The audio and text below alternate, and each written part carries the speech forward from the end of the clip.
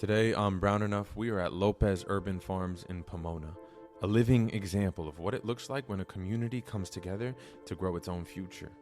This episode is generously supported by the beautiful research of the Robert Wood Johnson Foundation on the power of common ground, and trust me, you can feel the research come alive here.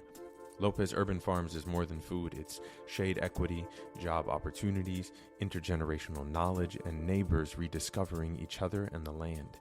We don't charge for any of the produce, any of the programming, and it's made possible by really passionate, dedicated people that also have those values. It's the belief that dismantling a broken system can feel overwhelming, but creating a new one with your community, it's not only possible, it's exciting. We talk about hope, belonging, and why honest, human conversations matter right now, because we are not as divided as we think. Most of us believe we can work with others to make our neighborhoods healthier, and here at Lopez Urban Farms, that belief is already growing. All right, let's get into it. I'll see you on the other side. What's up, y'all? Can we start with the Hello. very basic, would you please introduce yourselves? Whoever wants to go first. Sure. My name is Bianca. I'm the director of operations over at Lopez Urban Farm, and I'm passionate about communities, urban agriculture, and food. Communities, urban agriculture, and food. Beautiful. Yeah. Natalie? Hi, I'm Natalie. I'm board president of Lopez Urban Farm, and I'm passionate about everything Bianca's passionate about, and I'm excited that we're also passionate about alternative economies and building new worlds even in the middle of our current system. Yeah, this is incredibly exciting. I'm really glad to talk to y'all. I met Natalie at a party, and all of a sudden, the farm comes up, the work comes up, the imagining new systems comes up, and I'm like, yes, we need to chat. How did you two meet? Oh, that's a good question. I'm not even sure. Natalie just became part of my life. Yeah. I remember that we must have met at the farm, but I know that she and I had dinner together like a year or so ago. And after that, it just felt really natural. I must have met her through the farm, though, right? Yeah, we met through the farm. Okay. And I just kept showing up. I felt a little bit like a stalker, but in a good way. No way. But so that's how we met. I started showing up at the farm about, was it last summer or 2 summers? It must have been like about a year ago, maybe a little bit. I think I was still working at my last job, so it must have been like a year and a half ago. Yeah, I had moved back down from Oakland. I've always been passionate about climate, ensuring that there's just systems and just places available. Lopez Urban Farm is that. It's unlike any other place that I've ever been to, and I've been in the climate space for a long, long time. So the energy there is amazing. Why did you keep coming back? Why is it like no place you've ever been to? I've been looking for a place that embodies the values that I care about, and a lot of them are informed by exploring my Indigenous identity. Lopez is about mutual aid and connection to the land, also a gift economy. And so we don't charge for any of the produce, any of the programming, and it's made possible by really passionate, dedicated people that also have those values. And so you can see how abundance is made, even we were just talking about resources, right? There's only so many resources to go around in a system like capitalism for folks that have been disinvested in intentionally, right? So in Pomona, at least where Lopez Urban Farms is, there's a high low income population, pretty high homeless population.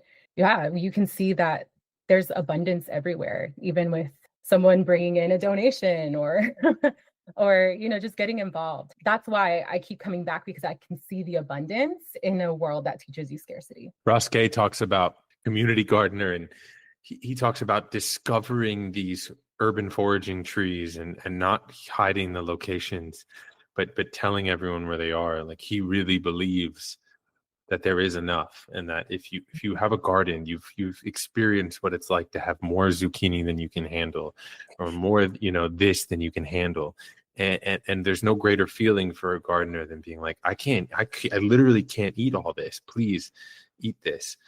Bianca, what drew you to farming and to this I don't know, free farming? Like, Well, firstly, I was also a person who showed up and then never left, right? If you ask my business partner Steven how he met me, he'd probably tell you a pretty similar story. I showed up and I never left, right?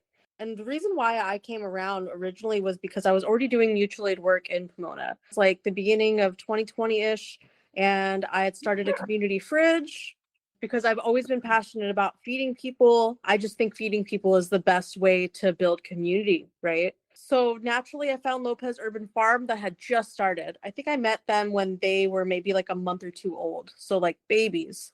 And it was just like this small little garden in Pomona. I kept coming back. And I think it's because of the same reasons that Natalie is saying. I think it's because like I love Pomona. It's my hometown. It's where I was born. And I have never felt that our city didn't have what we need, right? Like maybe we were forgotten. We're like in this weird sliver between LA County and the Inland Empire. We're like right in the middle there. We are historically underserved. That's true. However, like the culture here, the families, everything is super abundant. It's a beautiful city with a lot going on. Lopez Urban Farm just felt like the right move. It felt like the last thing we needed. It's like when you're you moved into your new home and it's like, what else does this need? Oh, that's what it needs, a garden. Like it was like the last piece to make this place feel like we've got, it's like we put the star on our tree, I guess. Lopez Urban Farm's a beautiful space. And I don't think I'm the only person drawn to it, obviously. Natalie was drawn to it too. And now our small community of a few people have turned into hundreds of people, thousands of people. And I think it's because we all have the same thing in mind. We all feel drawn to that place. We all get something really good out of it. And the only way people can get good out of things is if you meet like your hierarchy of needs.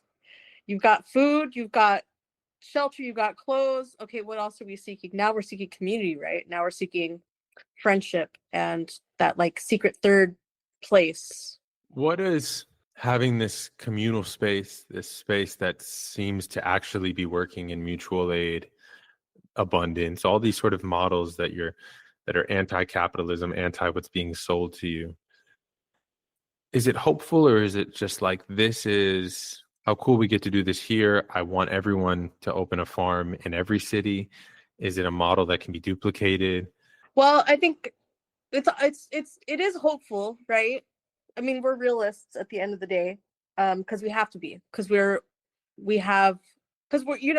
in Pomona, we are an underserved community. A lot of us have that reality. We have to go to work. We have to figure out how we're going to make ends meet in order to survive. We can disavow capitalism all we want, but capitalism has not disavowed us. Okay, they're still going to come down at our door and ask where the rent is, or ask us how much much money we have. Right.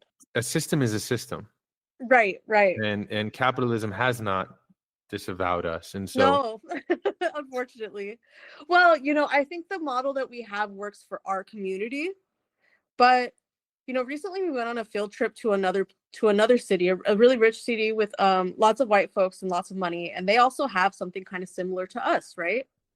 And they charge for everything they do, but they want the exact same things that we do, and they find value in it, right?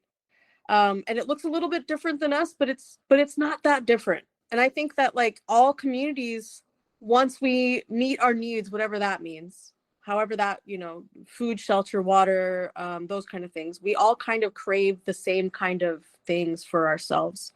I think that the model of Lopez Urban Farm, originally it was like a model, right? That we expected to take to other school districts and implement it. And then eventually we put all of our eggs in the Lopez basket because we love it so much and our community loves it. And we realized that it's almost bigger than we could have kind of imagined when we first started it. I think other communities could potentially have what we have, but it would always look different because it's going to look like what that community wants. We're all going to be craving like urban agriculture, access to food. We're all craving programming that's culturally relevant to us, a beautiful space. We all crave our neighborhoods to be taken care of and that nature to be preserved in the best way. But not everywhere is Pomona. So if you implement this in another city, I'm willing to bet they're going to have people there who their programming is probably going to look a lot different than ours. And that's good. That's what we want. to go further on your question, there are two principles that I see Lopez Urban Farm embodying.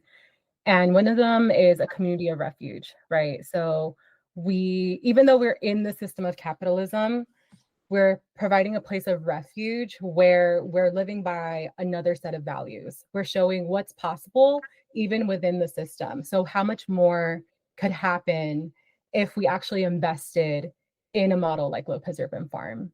The second part is like the concept of fractals, right? You replicate and you replicate. People observe what you're doing. So maybe another community can come by and see, oh, this is possible. This might be possible where I live. And the thing that makes Lopez Urban Farm so special is that it actually listens to the community. We have so many community gardens that are culturally responsive within the farm. So within the farm, there are tended gardens, there are tended programs, there are volunteers that come by, and it's all very responsive to what the community wants. And Pomona is really vibrant in terms of like the arts scene and the creativity that's just like so present in Pomona. And there are a lot of people that are very involved and care a lot about their city. And so when you have a responsive community, that's just it's hard work, but the finding what to do with the land and what to do on it is not the hardest part. It's like turning people away and like kind of prioritizing. And so I think those two things does make it a replicable model if one of the principles is also listening to your community, and understanding what they want. But I think that's the beauty of having communities of refuge, is that you have like decentralized places where people can go for safety and peace. Because in terms of like hierarchy of needs, like food, like we're providing food for people. That's like so basic. Shade when it's hot, really basic needs. But like there's something spiritual that is also met there because of, you go there, there's a butterfly garden in springtime, the butterflies start flitting around and it smells so nice. And there's something about putting your hand in the soil and like looking at the kids play with the goats and the chickens. And that just, it's how we evolved as humans to see those places as safety, to hear the birds and to be under the oak trees and stuff. And we evolved to be responsive to peace and in a green setting. And in our really industrialized lives, it's like so hard to get that. And especially in a very industrial area, Lopez Urban Farm is located in a highly industrial area. So when you say free versus this other farm you visited that wasn't free, does that just mean I show up, I take whatever veggies I want? Do I have to pick them? Are they picked? Is there a store? Or do I have to do service in order to get veggies?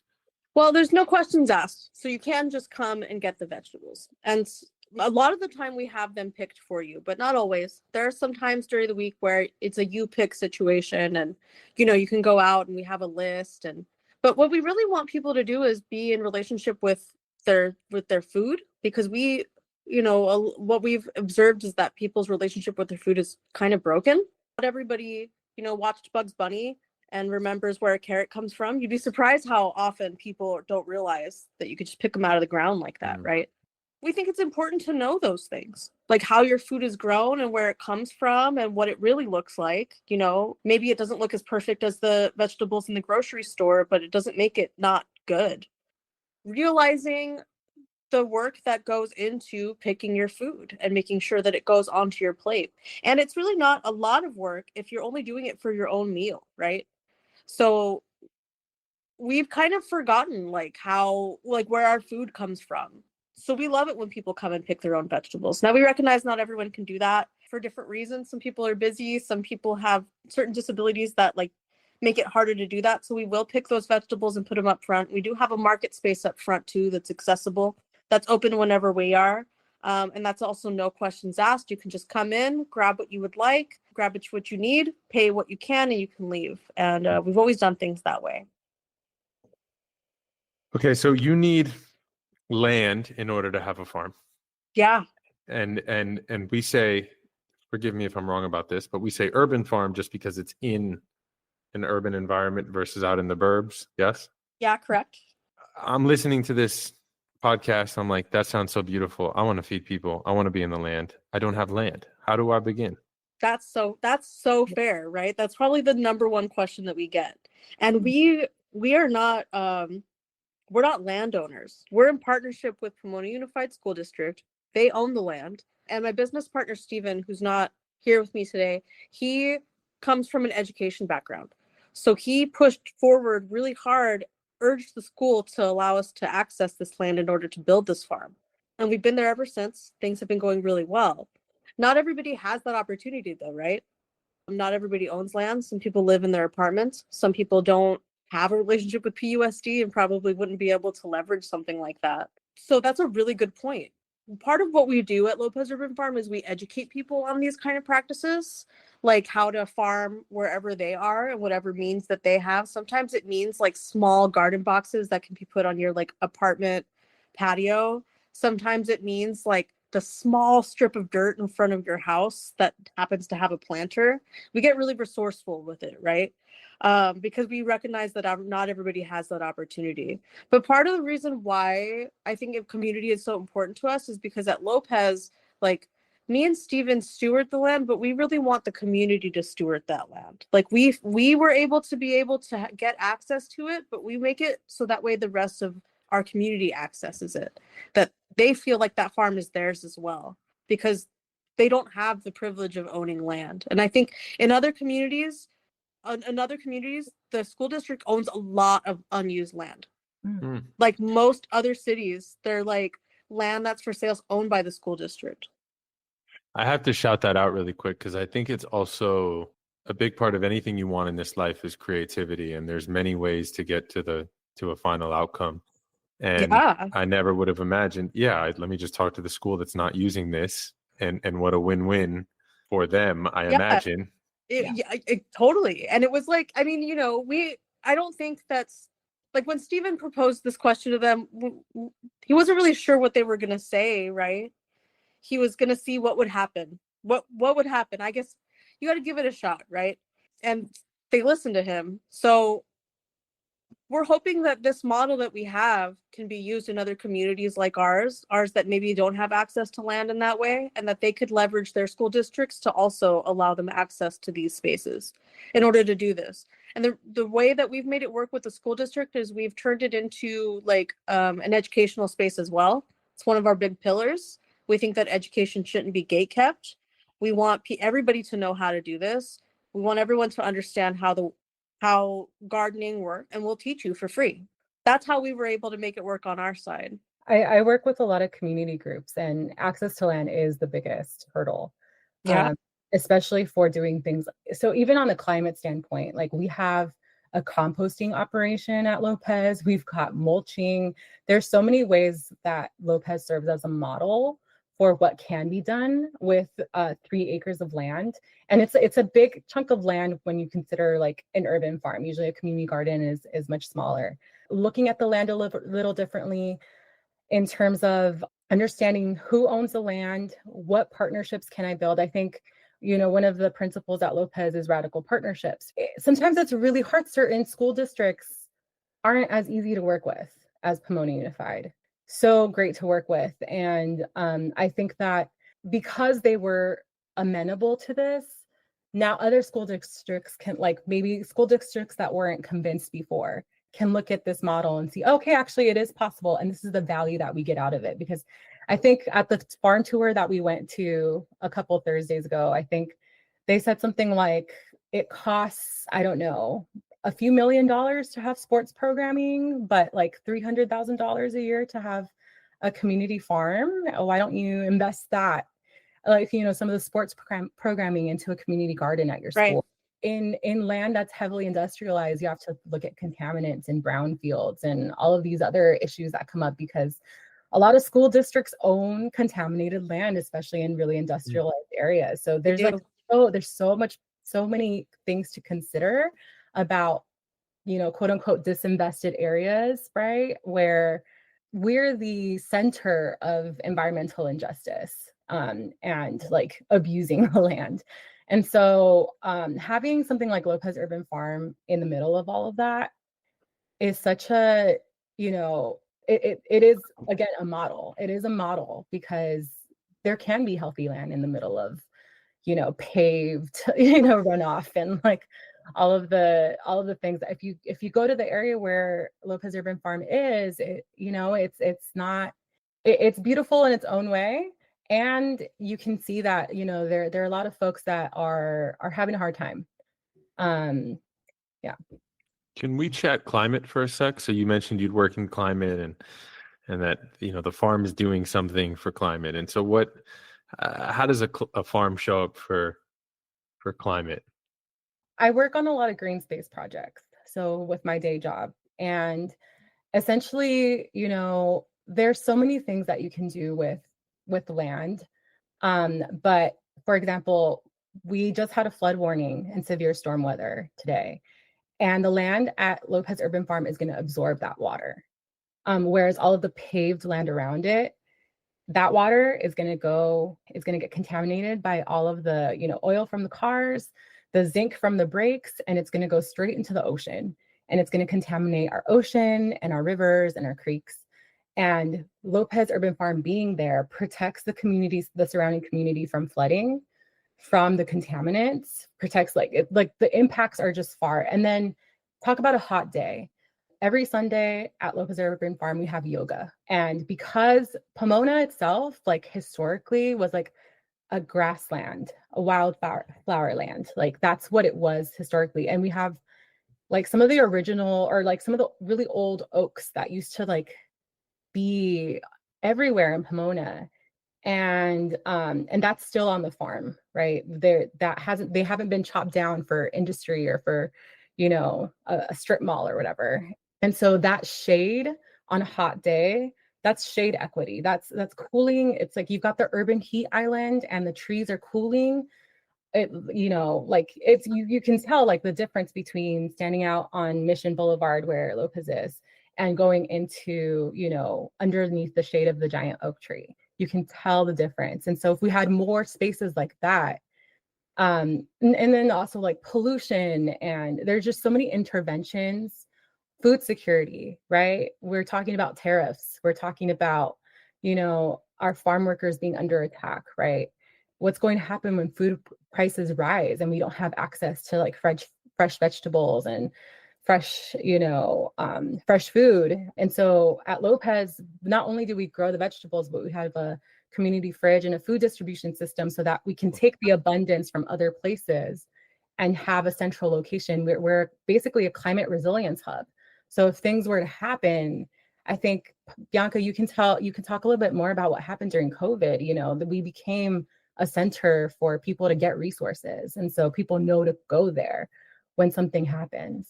Yeah, like some of the ways that we show up for climate is by just merely existing, right? Like we've kept our oak trees, just like Natalie said, and that protects our earth from like all these like super, super hot summer days.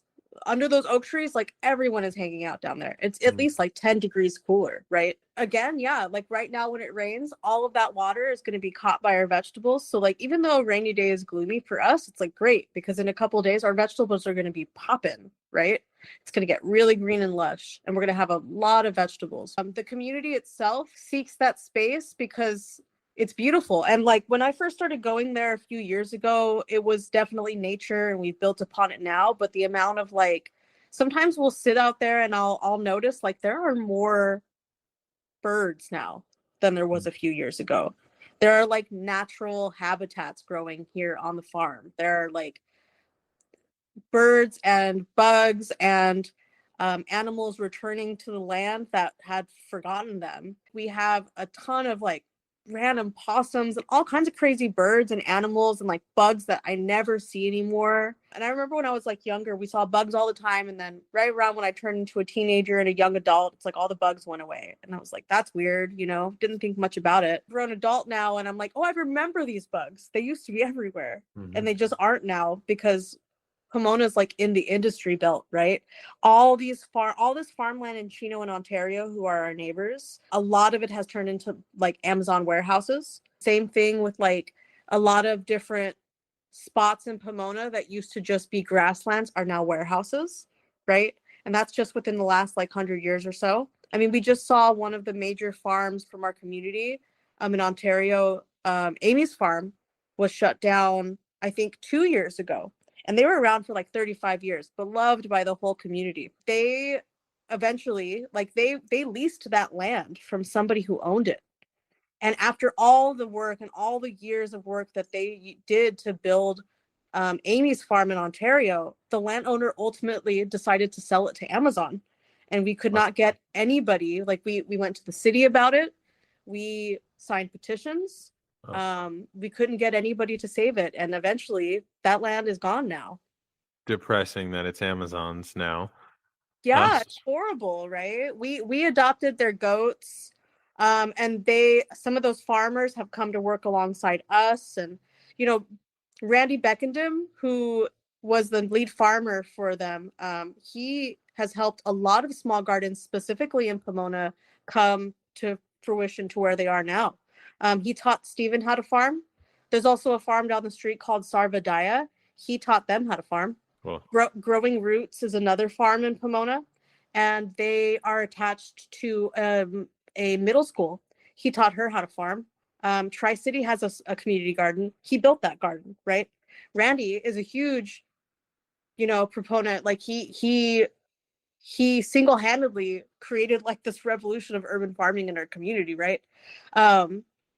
And I think it's because the community wants that, like, and we love it and we cherish it. And a lot of the time, I think that whenever there are cities like ours who are, underserved, people forget that, like, people don't think that we want things like this. They think like, I'm going to come into this community and help them. And I'm up here and I'm going to create like a resource hub, and I'm going to reach down my hand down there. We're going to pick you guys all up because you guys are like poor, unfortunate souls, right? And so rarely is it that these kind of resource hubs are built by the community for the community. So that's, I think, the big difference, is that it's because we want it. We want these things. And who knows better about what we want than ourselves? Here at Life Kit, we take advice seriously. We bring you evidence-based recommendations. And to do that, we talk with researchers and experts on all sorts of topics. Because we have the same questions you do. Like, what's really in my shampoo? Or should I let my kid quit soccer? Or what should I do with my savings in uncertain economic times? You can listen to NPR's Life Kit in the NPR app or wherever you get your podcasts. I am really attracted by this word fractal. I think one of the ways we don't need saving, but what evolve is these sort of micro communities, microclimates even, right? If you put a bunch of trees in a place, people are going to go to where the trees are because it's cooler, I imagine. All these farms that are in Pomona, how beautiful is that? Like, I also think in general, there are probably farms all around you that most people don't even realize are there. Yeah. Is for you a goal, maybe not a goal, maybe you're just like in it. Is that the idea? We need more smaller farms feeding more individuals directly versus the grocery store? Like, is the grocery store part of the problem? Is, what's the end game here? If there is an end game, not that there has to be. Well, our slogan is we can feed ourselves together, right? Feed ourselves, right? I think that because we're educating one another on how to do this, I'm hoping that more people in Pomona are building gardens for themselves and their families. I want them to know how to do this, like for like an industrial farm or even a grocery store, like they don't want you to learn how to do these things because you need to rely on them to get your bread. Yeah, well said. Yeah, they don't want you to learn how to do that because then that puts them out of business. We've prioritized people over profits. We've taken the burden of cost and we put it somewhere else. So that way people can just interact. And that's a beautiful thing. But I think we want the community knowing how to do this and we'll help them because we're going to need to know how to do this because eventually we're not going to be able to sustain ourselves on the current, like this model that we have around that's going on right now, that's not going to work. And it's starting to not work. It's not working. Yeah. It's not working. It's bad. And eventually, when I think the closest grocery store we have like a real grocery store is like Stater Brothers, and it's like, you know, a few miles away. Like if I didn't have a car, I'd have to walk all the way down there. It'd probably take me like an hour just to walk there, right? What happens when that Stater Brothers closes? I mean, they've been around since I was a kid, so maybe they'll be around for a long time. I don't know, but I've seen more important things been disinvested in. I don't really have a lot of hope about these places staying in. And then the only thing that we'll have left in order to get like healthy meals is, you know, we're going to have to leave town for it. And that's going to take the bus, which our bus system is not the best. And it's so, you know, it's better if we're figuring out how to make it work in our small communities, or your food shouldn't have to travel that far. And if me and Natalie are neighbors and we live in Pomona and I have a banana tree and she has a strawberry tree, then we've got dessert. And we can serve our whole block with it, because there's no way we're going to eat all these bananas and strawberries. Yeah, I think that when it comes to quote unquote, like Bianca was talking about charity, right? And one of the things about the nonprofit industrial complex, or like the way that capitalism has like formatted charity, is that it's extremely extractive to the people that work there. And also, you know, it's hard to keep it going within the system. And I'm not going to lie, like Bianca works hard, and so does the executive director, Steven. Like they work so hard to make things happen. And a lot of folks like greatly put in their time and energy because they believe in the farm.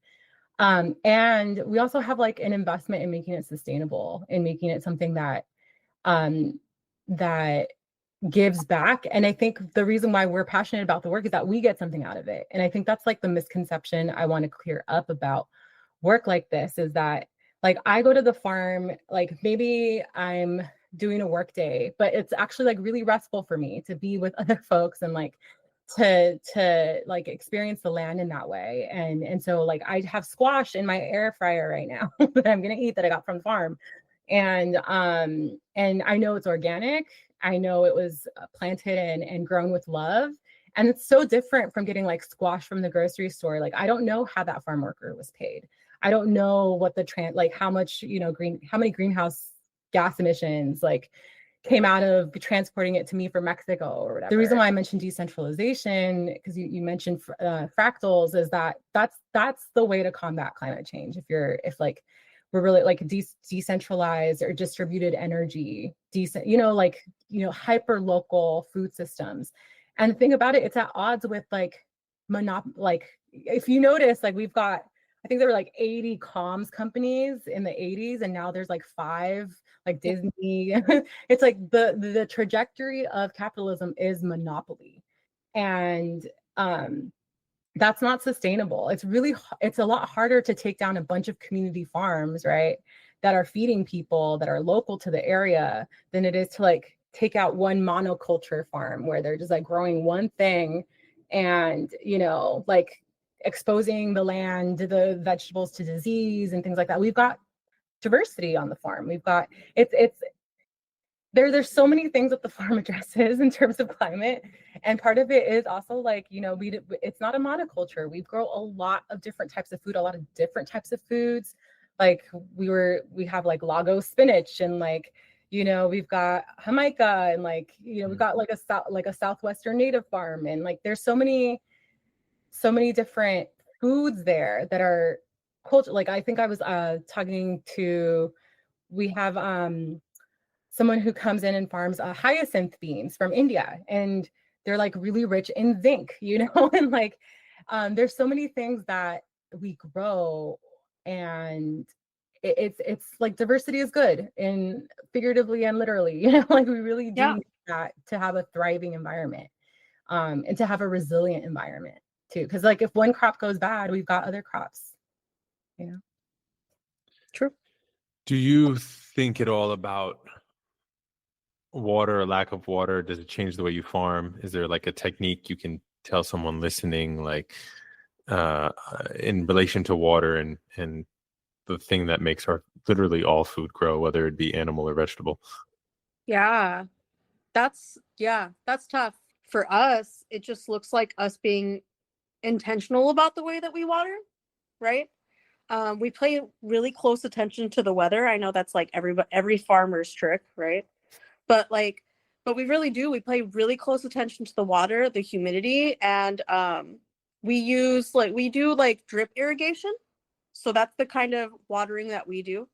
And we try to keep everything watered like on a rotation, right? So we're not always like water logging it, obviously. We try to be as conservative as possible. Sometimes you need a lot of water in order to make it happen, I suppose. I think it's just about us like making sure that when we're watering, we're doing it intentionally.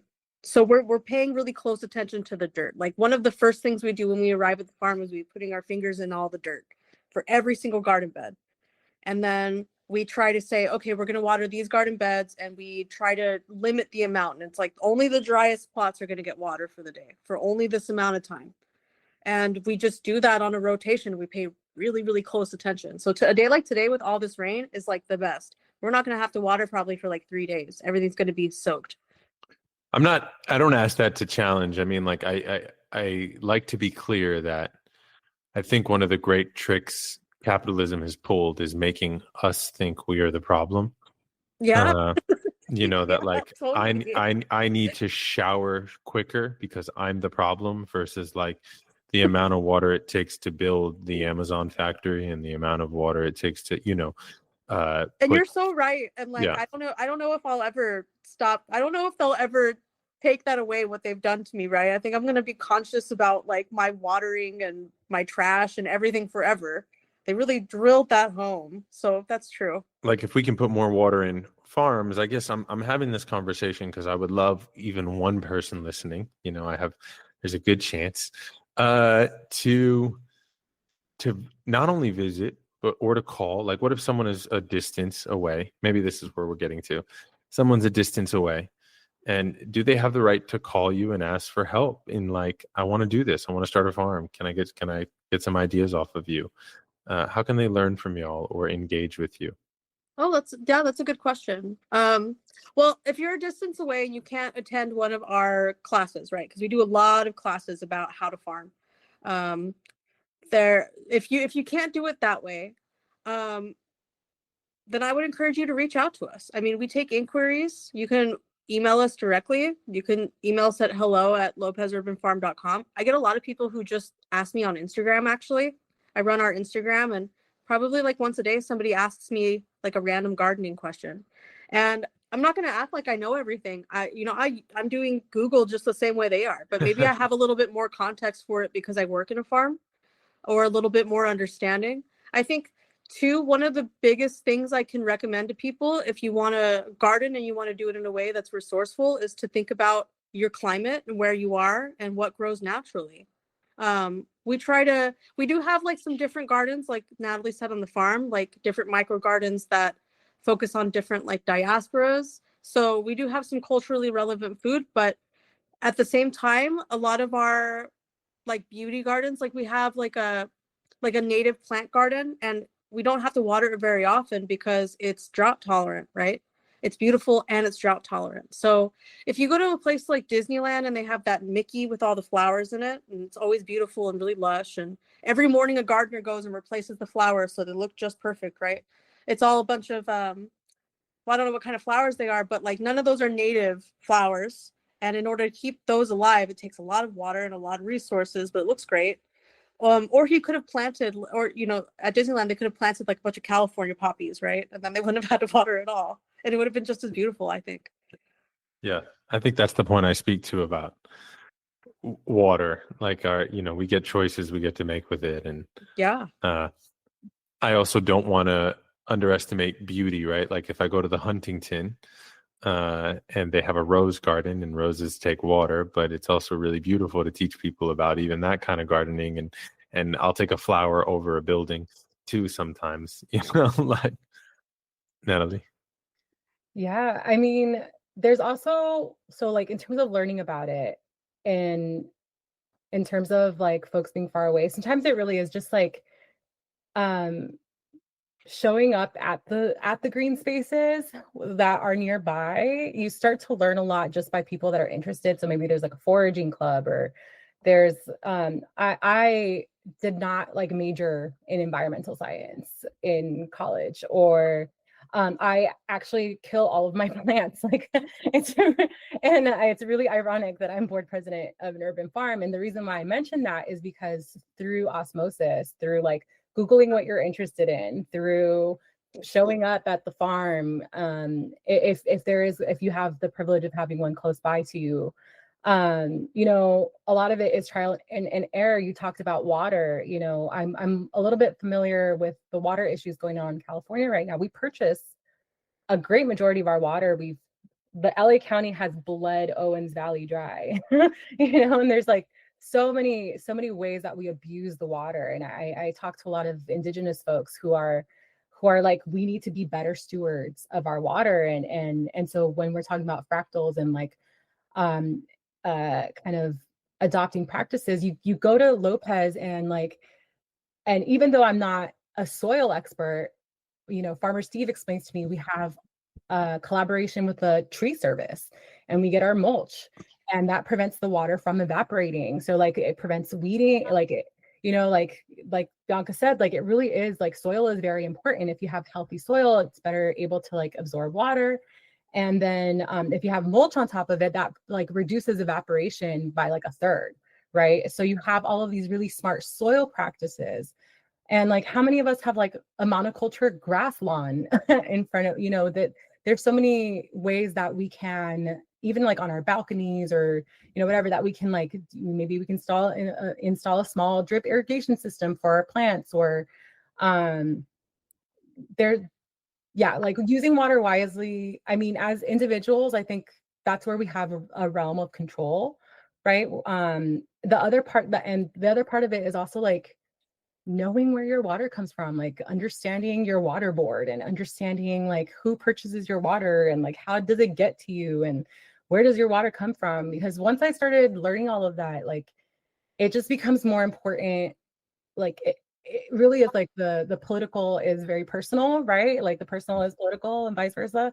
And it like there's only so much we can do as individuals. There's more capacity for action at a place like Lopez Urban Farm, where we have more, it's 3 acres of land where there's agency on how to manage water. But in terms of having a bigger impact, like the really complicated water infrastructure in California, for example, like there's a really complicated dark history behind our water system. Yeah. And like we need fresh blood in there. Like, you know, the Metropolitan Water Board, they're all like old school, like they sell water, that they're in the business of selling water, right? Right. So there are folks, we need fresh blood to get involved in these very quote unquote boring systems, right? Boring political processes to like make a big difference, right? And so it is, and it's slow. It's kind of like chipping away. It's like a little stream going down a rock over a really long time. Like you do make impact though eventually, and like the more there's critical mass, like it really is folks with like vision that get involved in like these boring places that make things happen. That's what I've seen. A couple of like sort of takeaways here. I don't know if you know about Urban Granger in New York. They're a rooftop farm. No. And their whole thing is like, you know how many roofs are just wasting space? Like put a farm on a roof. And their story of trial and error is incredible. I mean, how do you get soil up on a roof? Like, did they have the infrastructure to carry that much weight? But also it has kept the building. It has saved them thousands and thousands and thousands of dollars in air conditioning in the summer. Because it literally keeps the building cooler because the soil is sucking up the heat, you know, and it's not going through the top. And that's genius. And so this idea of a school system or a roof, or you said the front of your house or that little patch, like there are ways. And I'm interested in and shouting out the reason I like urban farming or gardening is putting something in people's faces. You know, highways were invented so that white people didn't have to drive through black communities. Right. It was a design. We put farms, we have like pushed them to the outskirts by design. We don't want you knowing where your food come from, like you said. And we don't want you knowing how to make bread. We don't want you touching the dirt with your own hands. It's the same reason we actually put Amazon on the outskirts, because we don't want you seeing how ugly those buildings are and how much space they take up and how sort of bad they are for community. if you saw those things, you might disinvest, right? And so I want to thank you for putting beauty literally in the community. And that is why I think people have invested, is because you're putting it in their face, and they see its worth, and they can feel its worth and taste its worth. As we start to wrap up, what do you need? What do you want listeners to show up with or engage with you? Yeah. Well, I want listeners to know that these kind of changes in your own community can happen. It's not impossible, like, I'm just a person who cared about my community. My background wasn't in urban agriculture. I worked in like diamond jewelry. If these kind of changes in your community can happen, and they can happen starting with just like in your front yard. You don't have to wait to find other people who are doing it. You can do it yourself. The system that we have now convinces people that this is like some kind of dream scenario or something that's like really impossible to have. And it's not. That's just what they want you to think. I didn't know anything about climate, the environment. I knew it was like really important to get involved, that it's like the defining issue of our time.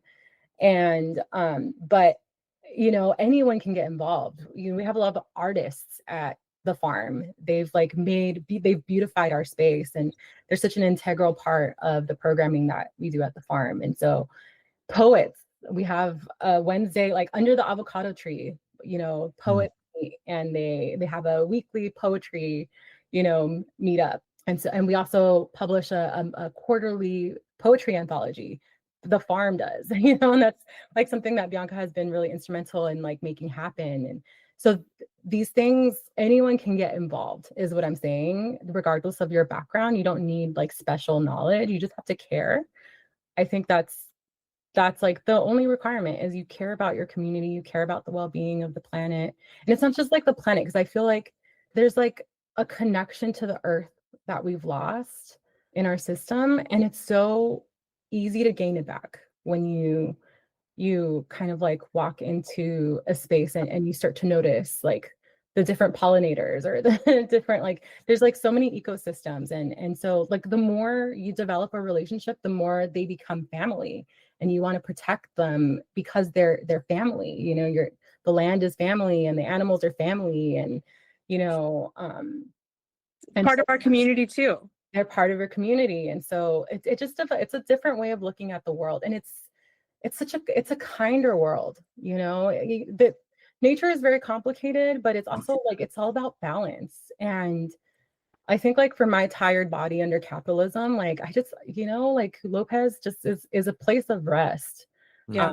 My soul, and yeah, so if folks like that, like, come visit us, if you're in the area, come visit us. And also, if you have a lot of money and you want to partner with us, we're down for that too. We're still under the system of capitalism, and we have to, we want to take care of our community with abundance. And so that requires radical partnerships with folks who want to come alongside us and want to be part of creating the fractals that we need to like really create a community-centered climate response.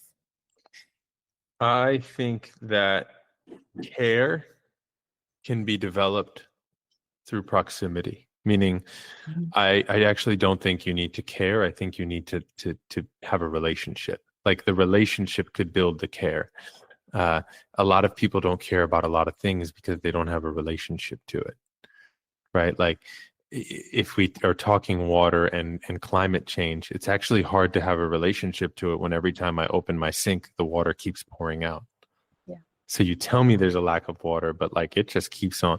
So I don't have a relationship to it, and when you put your hands in soil, like you said, I think it's kind of wild how the relationship builds pretty instantaneously. Literally a physical touch. And all of a sudden, like, I'm in relationship with soil. I pick a carrot, I eat it. I'm in relationship now with this thing. Yeah. And so I love you describing that. Like, let's build relationships, and the care will nurture itself from there. Well, yeah.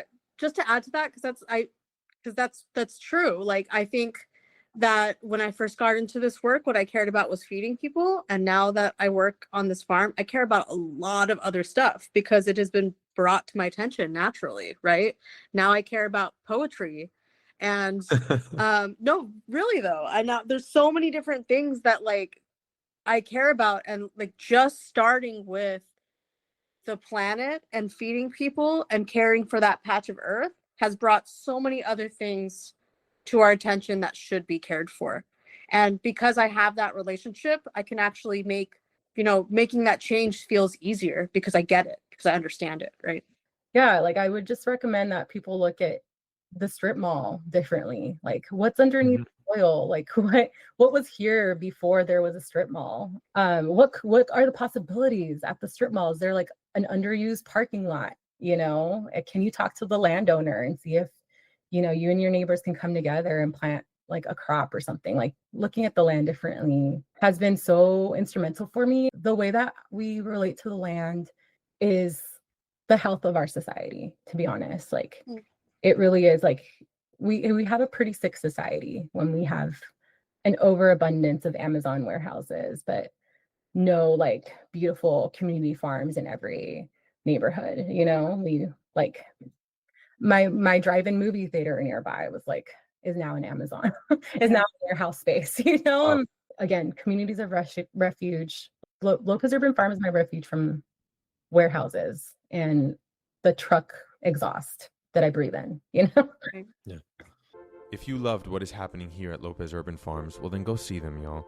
Show up, grab food, donate, help, volunteer, start your own garden there and or somewhere else, and make sure to check out Robert Wood Johnson and their research on common ground. Until next time, love and blessing. Go plant something. Peace.